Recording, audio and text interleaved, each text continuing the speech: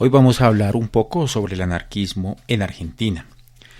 El socialismo utópico suele ser considerado como precedente histórico del anarquismo, pero también puede ser considerado precedente histórico del mismo marxismo. Durante la dictadura de Rosas visitó Buenos Aires Tandonet, un forerista que hizo buenas migas tanto con el sanguinario señor feudal como con el liberal Sarmiento, futuro presidente. Este último parece haber comprendido y aún apreciado las ideas del periodista francés.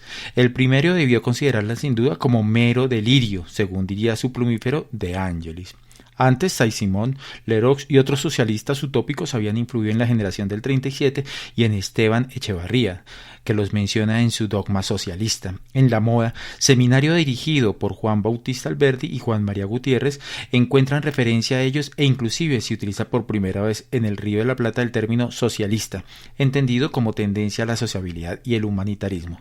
Es preciso hacer notar que en ningún país latinoamericano como en Argentina influyó tanto el socialismo utópico sobre los pensadores más importantes del llamado periodo romántico. Pero por razones obvias, no podemos detenernos aquí en este momento y movimiento ideológico. Entre este periodo y el de la organización obrera, promovida por la Primera Internacional, es preciso recordar la figura del tipógrafo balear Bartolomé Victori y Suárez, quien llegó a la Argentina hacia 1860 con un pasado ya de experiencias de lucha social, vinculado a la masonería, redactor de la República de los Hermanos Bilbao y director tanto de la Crónica del Progreso como lo de la Revista Masónica Americana. Tradujo y comentó el comunismo de Cabet, no sin aclarar que no se consideraba partidario de ese sistema monacal. Su socialismo monetario se desarrolló bajo la influencia de Fernando Garrido, cuya exposición de la experiencia de Rochdale parece haberle interesado mucho. Vamos a hablar ahora un poco sobre la propaganda anarquista desde 1871 a 1889. Desde el 71 llegaron a Buenos Aires prófugos de la Comuna de París. Algunos de ellos eran anarquistas, como Gobley, que había estado preso junto con el ilustre geógrafo Eliseo Reclus en la fortaleza de Querlén, Bretaña. Después de permanecer un tiempo en Río de Janeiro y en Montevideo, se radicó en Buenos Aires en 1778. Vladimiro Muñoz recuerda que en 1885 Mariani distribuía en la capital argentina Le Revolté, y refiere que el 15 de julio de 1887 ese periódico anarquista, fundado en Suiza por Kropotkin, publicaba la siguiente noticia: el Grupo Anarquista de Buenos Aires se reúne todos los miércoles a las 8 de la noche en el Café Turco, calle Cerrito, esquina Cuyo. Un acto público en solidaridad con los mártires de Chicago congregaba por entonces unas 350 personas. En el local de los socialdemócratas porteños celebraron los anarquistas el 18 de marzo de 1888 el aniversario de la Comuna de París, no sin que la policía detuviera a 6 de los asistentes al acto.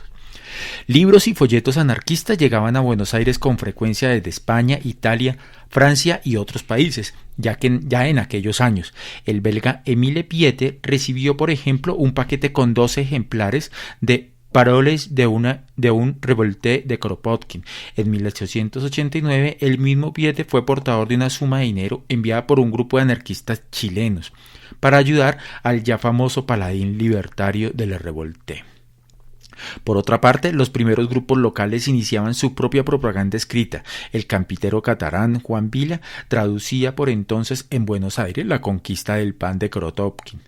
En este primer momento de la propaganda anarquista en la Argentina sobresalen grupos franceses e italianos que traen el vigoroso impulso del movimiento obrero libertario en sus respectivos países. Algunos de ellos prolongaron durante muchas décadas su militancia, como Sadier, fallecido el 8 de marzo de 1933. Otros actuaron durante un periodo más breve, como de Mambrith, quien a partir del 87 trató de divulgar el ideario anarquista en la provincia de Santa Fe.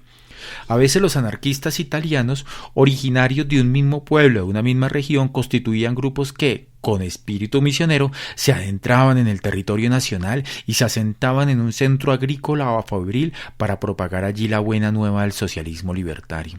Así, militantes italianos originarios de Isola do Varese, donde había constituido un grupo denominado I Ribelli, se dirigieron a la ya próspera ciudad portuaria e industrial de Rosario y fundaron allí un grupo llamado El Miserable. Un anónimo militante francés llegó a la ciudad de Azul provincia de Buenos Aires, y consiguió reunir en una asociación única a los diversos núcleos anarquistas y afines residentes en la zona. Más importante, desde el punto de vista de la acción orgánica, fue sin embargo la iniciativa del Consejo General de la Asociación Internacional de Trabajadores, que durante la década del 70 se propuso fundar en Buenos Aires una sección de la misma internacional. Tal iniciativa, calurosamente apoyada por un grupo de obreros españoles, se concretó pronto. En septiembre del 1872, durante el Congreso de La Haya, se informaba ya la existencia de núcleos de trabajadores internacionalistas en Australia, Nueva Zelanda y Argentina. Una carta, fechada el 23 de marzo de 1873 en Buenos Aires, refería: hay actualmente en Buenos Aires 3 secciones internacionales basadas en la diferencia de lenguas, la sección francesa, las secciones italianas y españolas, que se conformaron después. Cada sección tiene un comité central particular y en las cuestiones de interés general son tratadas por un Consejo Federal, compuesto de 6 miembros, 2 de cada sección. Esta carta, firmada por Aubert, secretario general de la Internacional en Buenos Aires, y encontrada por Max Nettlau en el Archivo Socialdemócrata de Berlín, revela al mismo tiempo las ingentes dificultades que encontró el proyecto fundacional, entre las cuales menciona los ataques incesantes de la prensa. Por otra parte, pronto surgieron en el seno de la sección argentina las luchas ideológicas que reflejaban, como no podía ser de menos, las que por entonces dividían al movimiento obrero internacional. En Buenos Aires, el debate entre autoritarismo marxista y antiautoritarismo o federalismo anarquista se planteó desde el principio. En la sección francesa predominaron, según veremos, los autoritarios, hecho no fácil de explicar si se tiene en cuenta la evidente mayoría que por entonces tenía el prudenismo dentro del movimiento obrero metropolitano.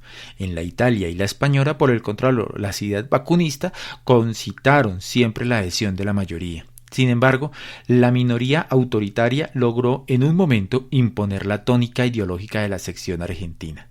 Según se deduce de una carta de Calcerán, secretario de la sección uruguaya, escribió a sus compañeros mexicanos el 25 de mayo de 1872. Estamos preparando un periódico que se denomina El Obrero Federalista para combatir a los autoritarios que han sentado sus reales en Buenos Aires. El 1 de enero de 1873, en otra carta dirigida a los mismos, aclara quiénes son esos autoritarios. Os ponemos en antecedentes a vos y a la sección que representáis sobre un grupo de ciudadanos franceses que en Buenos Aires han constituido una titulada sección anarquista, sección argentina de la Asociación Internacional de los Trabajadores, y que representan el espíritu antidemocrático del Consejo General de Londres.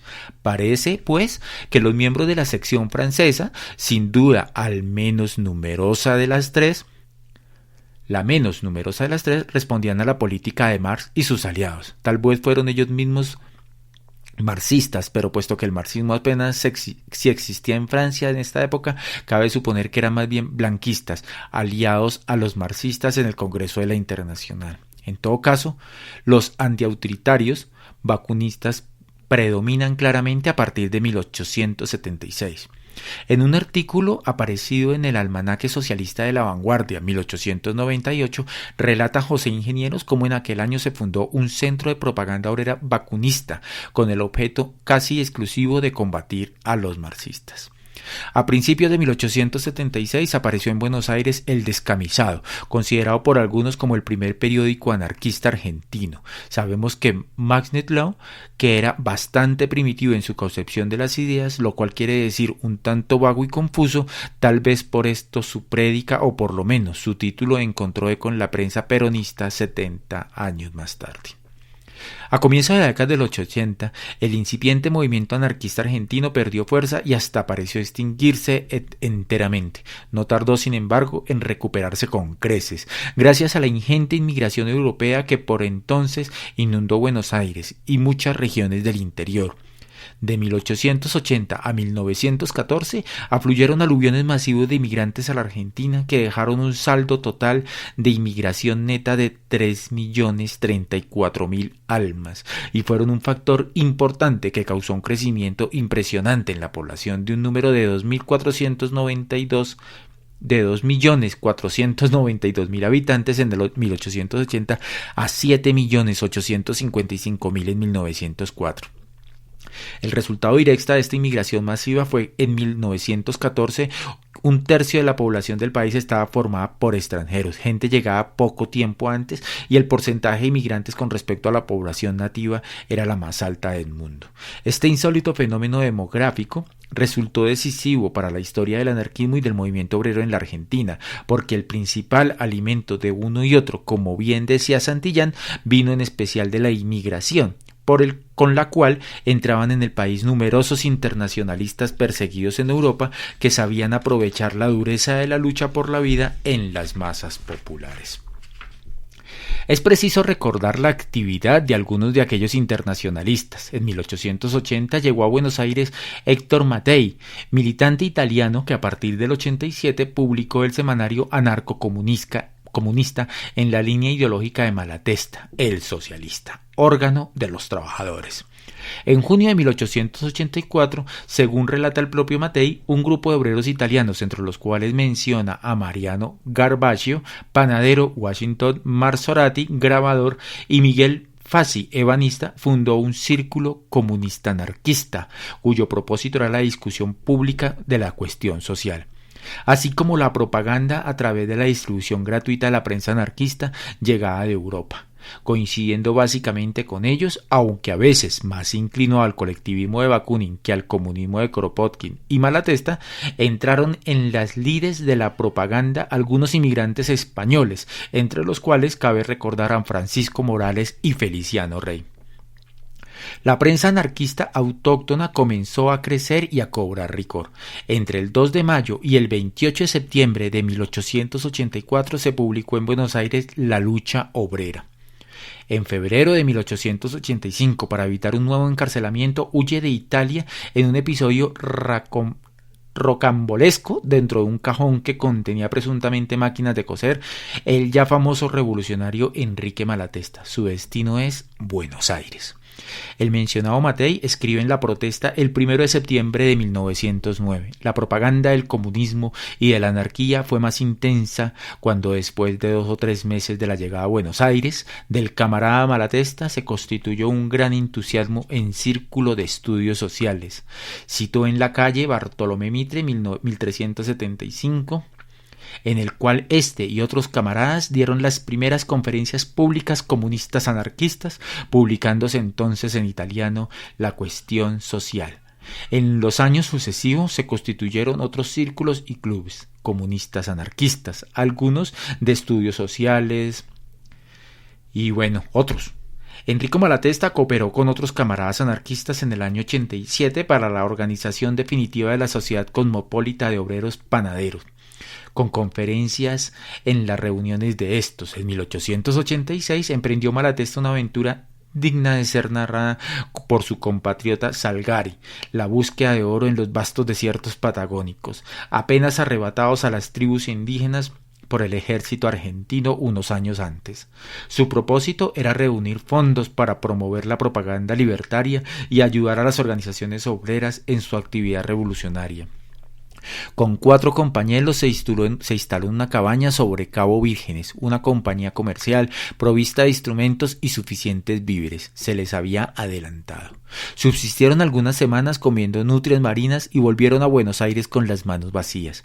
A mediados del 89 estaba Malatesta de regreso a Europa. No llevaba oro, pero sí la satisfacción de haber organizado los primeros sindicatos obreros y de haber sentado las bases de un gran movimiento de los trabajadores anarquistas en aquella república que pocos años más tarde el novelista valenciano Blasco Ibáñez llamaría la tierra de todos. Durante los años 1887 y 1888 se reunía en el Café Grutti, Cerrito, entre Bartolomé Mitre y Cangallo, según refiere el marxista alemán Augusto Q., un círculo socialista internacional en el cual predominaban anarquistas españoles e italianos. Una vez más, la ideología libertaria, sobre todo en su visión kropotkiana y malestetiana, se imponía en círculos bastante amplios de proletariado argentino. Pero a fines de la década de 80 sobrevino una nueva crisis. Los grupos habían surgido rápidamente como hongos sobre el humus de la llanura pampeana. Pero según observa el mismo Kuhn, de continuo se encendían y se volvían a unir y solo concordaban en hacer una guerra implacable a la reciente organización socialista marxista. Esta constante lucha entre anarquistas y marxistas culminó, según dice Santillán, en verdaderas epopeyas oratorias en la época de Pietro Gori, y explica, por otra parte, la escasa polémica que dentro del anarquismo argentino hubo por entonces entre comunistas, kropotianos y colectivistas vacunistas, al contrario de lo que sucedía en España. En un próximo audio vamos a estar hablando sobre el proceso anarquista en Argentina desde 1890 a 1896. Muchísimas gracias y sigan pendientes de estos episodios.